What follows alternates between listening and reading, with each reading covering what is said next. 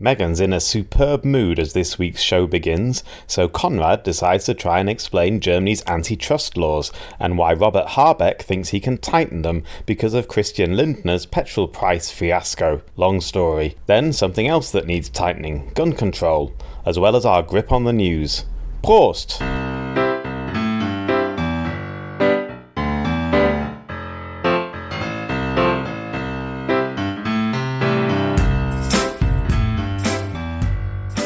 Everyone, it's finally time for a new episode of Megan's Megacan. I'm Megan. I'm here in a beautifully sunny Berlin, ex-Berliner magazine, and Konrad Werner. Hello, Konrad. Hello. Been ages. Yeah, I know. How have you been? I mean, I've seen you, just not. Yeah, just not in this context. Luckily, no one was recording us. in the other context. Paths crossed at 2 a.m. on Sunday morning. You all right? Yeah, you know, getting ready for a hot weekend. It's going to be super hot. Scorchio. I'm supposed to be going with lovely friend of ours and former guest on the podcast, Mareike, of teaching fame. We're going to watch the women's tennis tour is in Berlin. Is it? This weekend. This week. Oh. Yeah, it's their final tournament, I think, before Wimbledon. And we're going. We've got final tickets, which I'm really excited about, except the fact that there's no cover and it's going to be 38 degrees. Who's playing? We don't know. That's the nature of tournaments. Well, I thought they might have already done the semi-finals. No, but no, they haven't. It's only Thursday, so semis, okay. and I think it's like a daily thing. But I don't know who's still in. Anyway, I'm also excited because I've just got all my grades in. That means Notenschluss is like today. I've done my grades. I'm not marking anything for 2 months. So excited that I feel, I said before we started recording that I don't think the news can bring me down today. We've tried this before. It's never worked. Let's do it. Let's do some news. And in the spirit of good days, I've got our favourites for us, or at least one of our favourites. You have a Jack and Ginger. Yeah. I was actually going to get us both ginger, and then there was only one. And I have a Gordon's Gin and Tonic. Thank you. You are very welcome. Cheers. Cheers. God. Feels like the weekend every time I sip one of these now. It's Honestly, I've got a day of work tomorrow. I mean, I'm going on a class trip with like 48 kids to Vienna on Monday. Yep. That is, yeah, that'll be like a holiday. Yeah. But no, it's going to be fun. That's great, yeah. It's gonna be fun. I mean, for me now, whenever I just drink a Megacan now, it's like Pavlov, you know? Yeah, that's it. That means that's the start of the weekend. Mm-hmm. Before we start the weekend, we have to do the news. But before we do that, because we have a new patron. We do. Thanks very much, Aaron. Aaron, thank you so much. Yeah, it's so nice if people want to throw us some Megacan money. Keeps us in cans. The patrons can also ask us stuff. Yes, please do. So that you can write in. You could write in on our Facebook page, or you could do Twitter. Or on Twitter, and you can ask us questions. No one's asked us a question yet. You could be the first. You could be the first to have us waffle through something vaguely. If you've always wondered anything about our lives. Oh God, yeah, you could ask us things about our lives. I thought it was just gonna be like more news. What? No wonder. Oh, you could just like you could request a topic, something like that. I don't know. Yeah. Also, feel free to suggest the next Megacans we drink. Though I will say that I don't think I can do the gold Kona. Not for the love of money or Patreon or our lovely people. I don't think I've got it in me. But anyway, thank you very, very, very much. Yeah. And once again, a little plug, we'll be taking part in the Podfest, Berlin Podfest. Yes. On the 16th and 17th of July. So that'll be very interesting. Forthcoming. Have you seen the program yet? No. I've seen other people that are in it, but not. I've seen the lineup. Oh, the lineup, yeah. Well, I mean, it looks very impressive, doesn't it? It's very impressive. There's some really good podcasts there. Yes. When I went into the shared file to upload a thing, I was like, oh, are we ready for this? I felt very honoured to be one of the little thumbnails in a lot of those thumbnails. No, there seems like some very professional outfits out there. We're going to have to up our game for the live show. Yeah, or just get everyone drunk. Whichever's easier. Great. Okay. Hit me with it. What is in the news? Don't know. I've been marking solidly. Right. Title of this podcast is Tightening Laws. Tightening things. No. I haven't thought of anything snappy yet. I'll have to think of something snappier than Well, that. I like this idea. Is this we're going to be more professional and we're going to have themes? Well, Themes other than, oh, God. What the fuck? well, I do have to come up with some kind of title for everyone, otherwise it's just like a date. Oh, sorry. Yes, So I have to- that's what you're talking about. I thought, So my idea was for this one something to do because that'll tighten you? that'll tighten you. Yeah, that'll do. That's a good one. Good. I'll go with that. Okay, so what's tightening up? Germany is tightening up its antitrust laws. Oh, we're starting with that? Well, we don't have to. No, it's fine. You just said that was going to be the cheery one, but continue. I can take it. I've done my grading. Bring it. Okay. Bring it on. Well, the thing is, this is the most technical one, and considering that I've only had the first fifth of my Stop my slaking it down. We're trying to be professionals. I will try and. Okay, all right. I thought this will be easier to explain at the top of the show. I see. So, what do you know about cartels? Oh, I thought you were going to say antitrust laws. I was like, nothing. Well, they're kind of similar. All right. A cartel is like I'm sorry, there's a giant fucking pigeon. Oh, he's gone now. Oh, chase him away. I don't like him. All right. He does big poos. Right. We started well. So, cartels, not great. So the way our economy is running now, this new capitalist economy, what happens is that a lot of our services that we depend on, like internet, like food, fuel, all those things that we're really dependent on, they're very much dominated by very few companies. And this has been in the news recently with fuel because of the rise in fuel prices, petrol. And that is obviously affects the whole economy and oil prices. And that's because of Russia's war on Ukraine, basically, and the whole thing with gas and everything. Right. So the prices have been rising, but there are only 5 companies in Germany that control the whole market: Shell, BP, Esso, Jet, and Total. They run all the gas stations, petrol stations in Germany. They can very quickly agree prices, right? It would be illegal for them to, behind closed doors, say we're going to all have prices at the same level. That's called a cartel. That is illegal. That's why you have antitrust laws. But what you have with fuel, because the price is on every gas station and you can just follow it on the internet, you can see what everyone else is charging. They can basically, without really agreeing, they can agree prices and they can raise prices. This happens in a lot of sectors as well. This also happens in supermarkets. Food retail is also dominated by a very few companies, right? So to counteract this, the German government came up with a plan. And bear in mind that the finance minister is Christian Lindner of the FDP. What do you think his plan would be to cut fuel prices for motorists in Germany? Wasn't he going to give... It's called a Tankrabatt. I feel like someone was maybe explaining this to me when I had coronavirus. Oh, yeah. Which is also another reason, by the way, we haven't disappeared from the podcast for a while. Like, I got the Rona again and was very lucky not to have any symptoms. Still get your vaccines. Hasn't he reduced prices, but like the companies end up like pocketing quite a lot of the money? Yes, exactly. Hey. That's exactly what happened. So he cut taxes. He cut the fuel tax for 3 months. So beginning June the 1st, 3 months, the fuel taxes have been cut in Germany.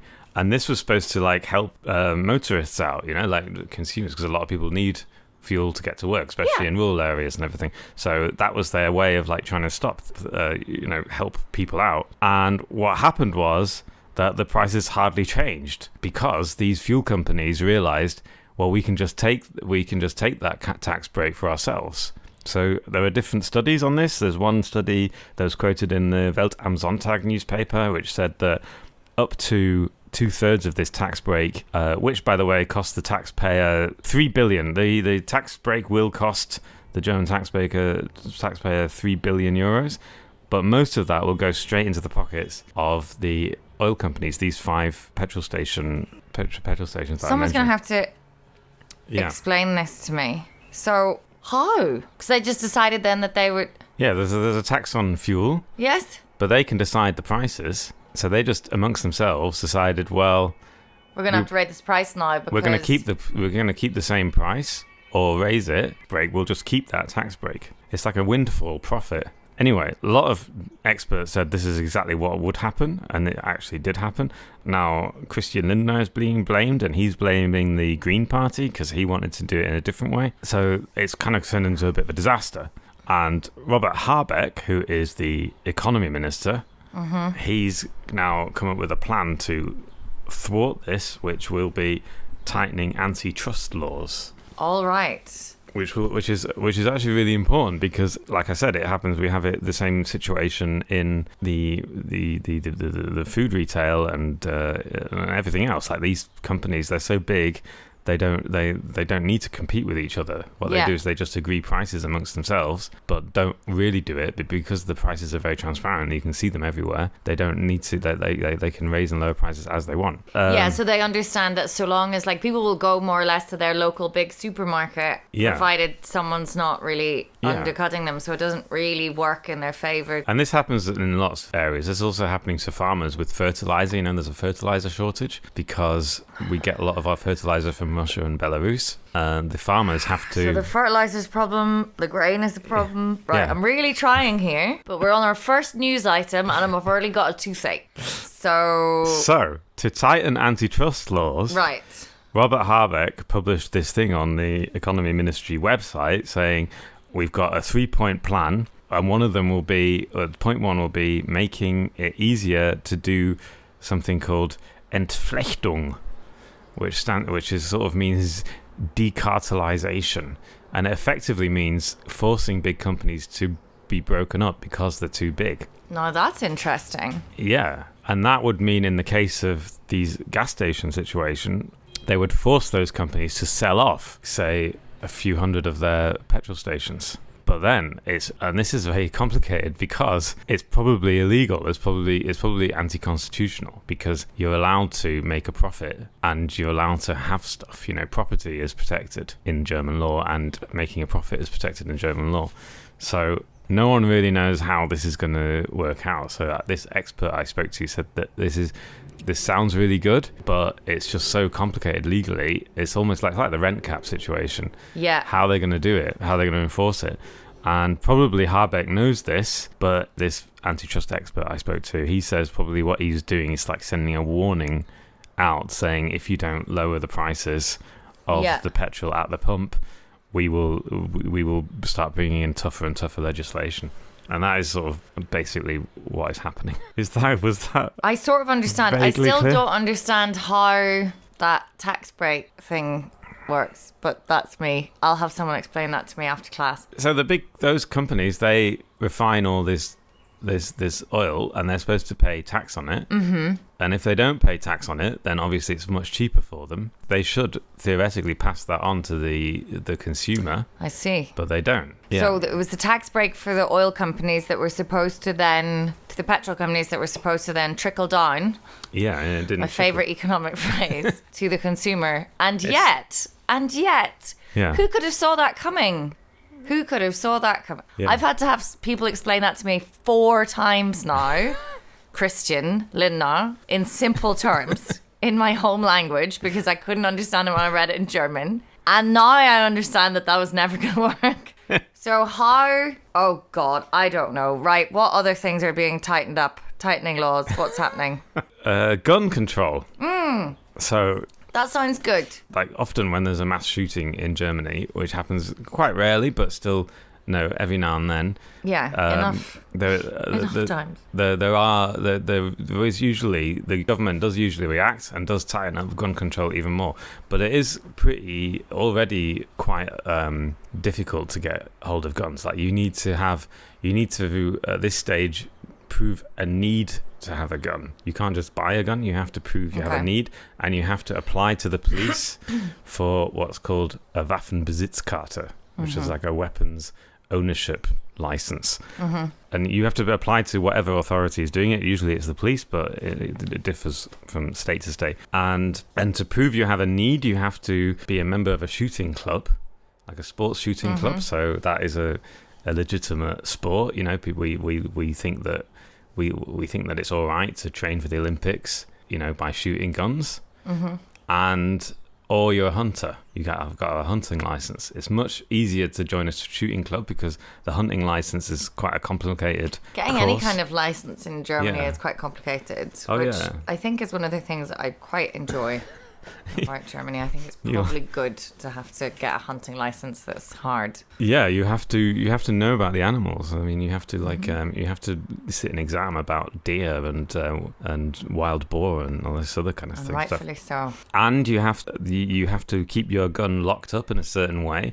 And since I can't remember when, but one of the tightening ups they did recently was the police now has the power to do random spot checks. So anyone who's on their books as a licensed gun owner, police is allowed to knock on their door and check how they keep their gun, like where their gun is, and it should be locked away, and the ammunition should be in a different box and whatever the regulations are. It is already fairly tight, but and also since 2020, the police is obliged to check with the Verfassungsschutz with every applicant for a new Waffenbesitzkarte. The police is obliged to check that name with the Verfassungsschutz to make sure they're not Since 2020. Yeah, that was an EU directive that came out from the Paris shooting in 2015. It's wild that was not happening before, and that it took them 5 years to. The EU directive was. You have a list of like people that we're keeping an eye on, and then a list of people we're going to give guns to, and you don't think to cross-check one list against the other. Yeah, that was new, that regulation. That's like in only the last couple of years. Yeah, and as we know, this might have been, for example, with the shooting of Walter Lübcke that I talked about with the guy. He was a gun owner, and he was also a known neo-Nazi. And it's also become the thing with the shooting clubs is interesting because there have been more and more reports that neo-Nazis are joining shooting clubs specifically for this reason, so that they can have a legitimate reason. I'm sure they're all working out how to start a Verein and what we're going to call our shooting Verein. And ugh. All right. So what's the new? So the new thing is because it kind of came out of the Hanau shooting, which was in 2020, where we know that guy had paranoid delusions, right? We know he had like he was in like 20 years ago he was diagnosed with paranoid delusions, and he said he was being he thought the government was listening to him through the walls and things like that, and because he went to the police and complained, and then he was checked and everything, so he was known to have problems. But he was still able to legally buy 3 guns, and 20 years later he committed the Hanau shooting and then killed himself. And so now the new rule that they want to bring in, the Interior Ministry wants to bring in, is to make the police also cross-check with the health authorities to check whether they have psychological problems. Oof. So you have to. So when you apply for a gun, you got to go through a kind of psychological check. But that is complicated because A, that is like medical data, but B, like a lot of this one person I spoke to, this forensic psychologist I spoke to, he said that like most health authorities won't particularly know if someone's having like some kind of life crisis. Suddenly they've gone a bit like it wouldn't. It might help, but it wouldn't. It's something that you could do, but you also need to back it up with a way of implementing this law through psychological testing, which would have to be developed, and that would take time. You know, like yeah, you can't because just, otherwise, like, what are your benchmarks going to be? Because you're going to have health authorities that might not have the full picture, and like, is that going to be the health authorities? Is that going to be your health insurer? Like, oh God, this is complicated, and really open to, because like on the one hand you look at something like the Hanau case and you think, if I'm a member of one of the victims' families and I'm thinking, oh my God, if this law existed, then I still have and like that must just be so difficult. But on the other hand, sometimes we have this like reactionary thing with laws that aren't really going to, like, the problem here is far right extremism, and it's so complex, and I don't know if making the police party to people's like mental health. I mean, I think it's good that there should be extremely high hurdles to getting any kind of to buying a firearm. Yes. And also, the fewer guns that are privately owned by people, the less likely they are to have deaths, you know, like statistically, the fewer guns there are in circulation, less people are going to get killed. And these are, I mean, we're talking about people who want to either join a shooting club or become hunters. I mean, that is it's a different thing. Like in America, gun ownership is considered a right that the state can limit in certain ways or doesn't. But in Germany, it's more considered a privilege that the state can grant you, and you have to like apply for this privilege, to own a gun. Exactly. And I just think, it sounds for us like sitting in Berlin, like, oh God, well, that's kind of like, who would ever need to be like a hunter or join a shooting club or something? But I know this is where I like my very, very, very rural background comes out sometimes. I'm like, this is very normal for a lot of communities. Well, yeah, there are a lot and we are not particularly good at talking about, I don't know, I go a weird place with, like... I mean, there are a lot of gun owners. There are 1 million gun owners in Germany. That's not that... Anyway, more guns are probably bad. Yeah. But also, I think what I'm concerned about is that authorities are not always very good at dealing with the complexities of mental health in a humane and reasonable way. That's what concerns me. And so I also spoke to a fellow from the hunting, the Hunting Federation, and he said that under the existing laws, Hano should have been prevented. All they had to do with it was better communication between the different authorities. Like they knew this guy had paranoid delusions, and they knew he was applying for a gun license. There should have been a way under the existing laws to check these things and take away his guns. That should have been possible, but it didn't happen. And he says that these new restrictions that are being brought in, they're just a way for the government to show that they're doing something about it, whereas he doubts that it will have a big effect. Okay. But still, well, I don't know. I mean, it's not going to have that big an effect. I just then get... Oh, I don't know. I don't know. I don't have enough information about this, but fine. Less guns? Good. Gonna take that. All right. So yeah, I was, and then I just wanted to mention because I went to Frankfurt a couple of weeks ago, and I saw, because we were talking about Hanau, and there's actually a really good, if you live near Frankfurt, I think you should go and see this. Or you want to visit on your €9 ticket where there's no seats on the trains? Yeah, there's a really good exhibition by this group called Forensic Architecture. It's right in central Frankfurt, and it's all about the Hanau shootings, and it exposes a lot of the problems with the police investigation and the police operation at the time. I can definitely recommend it. It's very complicated. There are a lot of different...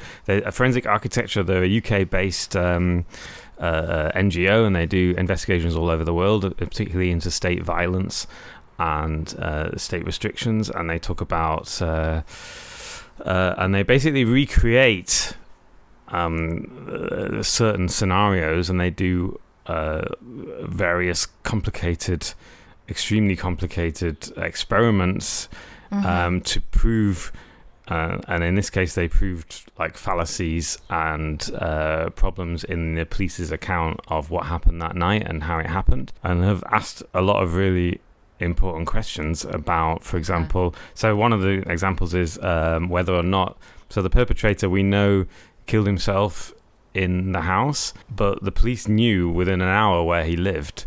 Had started sort of stationed different police units, and you can see on the helicopter footage, you can see the different police units and where they were in relation, but they also show through this helicopter footage that the police weren't near that house at certain times. There were windows where the perpetrator could have escaped and carried out more shootings, and his house was like 5 minutes away from the bar where he did kill people. And there were a lot of like little gaps, and they also, the police said they never heard any shots fired, and they kind of proved that they must have, if they were there at this time that they said they were there, they must have heard the shots. And there was all these kind of complicated things, and it raises a lot of questions, because we also know a few months after the Hanau shootings that 13 members of the SEK, the special units that were like the armed police that were sent out there, they were suspended for being part of like this racist chat group on WhatsApp.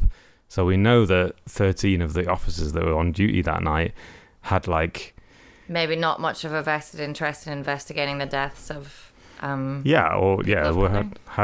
definitely were a bit racist, and racist people, and so this kind of So this exhibition kind of raised a lot of these issues, and it has a lot of testimony from the victims' families. It's called Three Doors, and I definitely recommend, if you live anywhere near Frankfurt, to go and have a look at it, because it's pretty interesting. Yeah. And that's it. So I kind of ended with the most depressing of the stories. No, there's no way to make that okay. I'm not going to do it. So I'm just going to talk about something else. But I would quite like to go and see that exhibition. Because the other thing, very briefly, is that old Scholzy boy is finally down in Kyiv. Yeah. Which also ties in with the idea of like new laws, tightening up laws. Because I'm a bit drunk now. How's your mega? I'm great. I'm 4/5 of the way through. 4/5. I'm down to my last bit. I like getting to the end and still having a little bit. Yeah, that's the... like the end of the podcast. In case something terrible happens. Yeah. Why is Schultz in Kyiv? Well, that's a long question. Well, why is he in Kyiv now? Like is the people question. are like, oh, it's kind of expected that they're going to be like, oh, the Ukraine can be candidates for. Yeah, although that wouldn't necessarily be Schultz's decision. I mean, that would be. I don't know why I've joined these things. I know it's not his decision, but isn't that? Somehow these are mixed up in my head. Yeah, so so also Mario Draghi was there, Italian Prime Minister Emmanuel Macron, and the Romanian President Klaus Iohannis. Lads on tour. They all went down on the same day and visited Volodymyr Zelensky. Yeah, they all said that they supported Ukraine's EU candidate status, and that, I guess, that is the major line from this. Okay. But obviously, the real issue for Kiev is how many tanks and artillery and different troop carrier machines Germany is willing to provide, and how quickly, because still the question. Ukraine is losing several hundred soldiers every day, and they are going to die. I mean, more people are going to die unless they have these weapons. That is, how Ukraine presents it, and I guess this is it's obviously a big sign to show solidarity. Yeah. But it's above my pay grade to figure out exactly how significant it is. Yeah. Well, there we go. Yeah. I don't feel great, to be honest. I'm not sure. I mean, my gin and tonic Megacan. Can you imagine if we did this without Megacans? Like, because I've got the high mood, and I'm like, right, nothing's going to bring me down. And then I've got the news, and then concurrently to that, I've got like the sweet hit of the Megacan, which does raise your mood, kind of like, albeit artificially, but sugar, booze, and I'm still like, ugh. Yeah, I mean, I know it's also because there's nothing you can do about it. I mean, you just impotently listen to the news. Yeah. You just listen and you go, oh, that's awful, and that's awful. I mean, it's sort of psychologically, imagine what it's like being a journalist. You can't it's terrible. I don't know how you do it. Read all every day. At least I get to work with teenagers who are fun. Oh, fun news. Pandemic update. We haven't talked about Corona for a while. Yeah. So our school reached the stage of the pandemic today where our kids are like being really good about, we don't have to test anymore in Berlin schools, but they still have boxes of tests in their classrooms. And now, do you remember, like, friends of the podcast remember how outraged I was about like kids having to test in front of their peers and how they can do that. It's like complete routine for them now. If they want to test, they'll test. Yeah. But today they've realized that they can steal the little, there's these little bags to put, the little baggies to put medical waste in, and they're quite long. They'll take all of the rubbish basically from Corona that they're supposed to put in a bag and dispose of responsibly, which of course they just leave their medical waste lying around the classroom, and we have to go around being like, you're disgusting. Today they realized that they can use those bigger baggies to make really good water balloons. So I just spent my day, and they're like, are you not a little bit impressed? This is quite ingenious. I'm like, absolutely I am. but handed over. So that's what's become, out of the really shit situation of our students becoming completely used to swabbing their own nostrils in the dystopian state of like, do you have the plague or not? But they can still make water balloons. They can. And have they been throwing the water balloons? Yeah, a little bit until I noticed what was going on. And I was like, You put your foot down. Mm-hmm. And then we stole them, my colleague and I, and squirted them at some year 9s, and that was really fun. So that's the kind of responsible teachers we are. Do you have an authoritative voice? Yeah. Do you have an authority voice? Yes. Can you do it now? Usually it just involves going, like that's my lead up. Like, no, absolutely not. Yeah, that works. Mm-hmm. That was my quieter one. I don't want to deafen people. Yeah. Okay. But yeah, Corona generally, do you think it's going to get much worse? I mean, there seems to be a lot of people saying that in this, Karl Lauterbach is doing warnings saying, oh, put your masks back on, even though you don't have to, you should. Well, I've got a new strategy, having been confined once again to my house with no symptoms. And I know I'm very lucky not to have symptoms. And I know even people who do have all their vaccinations and everything still get terrible symptoms. I was just very lucky twice. Somehow. I heard the news on the radio like no more testing in Berlin schools as I was in quarantine with coronavirus. I was like, I don't know, maybe it'll get a bit worse in the winter, and we still need to remember like there are vulnerable people around. It's hard, man. We're on an incidence rate of, I'm checking here the numbers, apparently we're on at 292.7. What does that mean? But are people still testing? Because I told...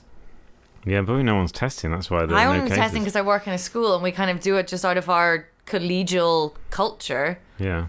That's why, like, I didn't really have symptoms or anything, and mine turned positive, and I was just like horrified, standing then going, I have so much to do. But like, definitely my friends in the UK and stuff. My brother's also a teacher in the UK. He's like, how would you possibly know if you have coronavirus? I was like, test several times a week. And he was like, what? I don't know. So maybe we'll go back to more testing. I don't know. Bring it on. Right, see. I can just, please don't close just let me go to see my family and then I'll be fine. Okay. Google Classroom set up. I can teach in an FFP2 for 2 years. We got this, everyone. We got this. Positive thinking. I can't really say that without sounding really disrespectful to like all of the horror that we just talked about of like Hannah and Ukraine and stuff. So there's no positive thinking out of that. But no. But anyway, have a little mega, and I wish everyone a lovely sunny. Stay hydrated. Megacans are not hydration. I am very drunk. You've only had one. I know. I think it's like empty stomach and like the high of. It's the sugar, isn't it? I've been marking until like 12:30 most nights tonight this week. Yeah. Well, have a lovely evening. Or morning, wherever you are in the world. Stay hydrated over this weekend, which is going to be very hot in Berlin. Yeah. And maybe enjoy the water facilities of Berlin. The lakes and that swimming sounds pools. like you're going to sex clubs that are into urine. Also, do that if you're into it. But that's another reason to stay hydrated. So there's more to go around. And on that note, everyone, goodbye. Bye.